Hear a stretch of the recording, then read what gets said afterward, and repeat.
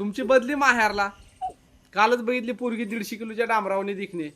दुपारीच बहुरूपी पोलीस येऊन गेल्यानंतर ना सुमितची परीक्षा संपल्या म्हणून सुमित घरी आलता आणि त्याला गाडीवरनं एक राऊंड मारायचा होता म्हणून गाडी शिकायचा प्रयत्न करतोय ते म्हणून गाडीवरनं एक राऊंड मारून आला. नंतर ना आम्ही चाललो होतो बाळमामांच्या मेंढरांची कातरं नाही म्हणून तिकडं. आणि तिथं गेल्यानंतर कळलं की रक्तदान शिबिर पण होतं म्हणून तिथं.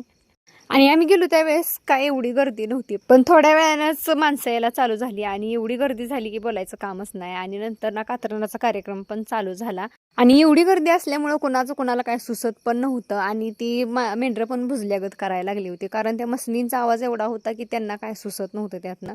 आणि प्रत्येकाला सांगितलं होतं लवकर गोळा करा म्हणून, आणि कुणाच्या वाट्याला किती येईल तेवढीच त्यांनी गोळा करायची होती. आणि आम्हाला त्यातनं पण जेवढा भेटली ना तेवढीच आम्ही गोळा केली, कारण ज्या मेंढराजवळ जाईल त्या मेंढराजवळ 2-4 तर ठिकी उभा घेऊन राहिलेली माणसं असायची. आणि कातरणाच्या कार्यक्रमाला उशीर होणार होता म्हणून का काय ते आरती पण नव्हती आज. आणि मेंढक्यांचं काम होतं जशी जशी मेंढरं कातरून होतील तसं तसं ज्या खंडाचा जो कलर आहे ती कलर त्या मेंढरांना द्यायचा म्हणून, आणि तीच काम ते करत होती.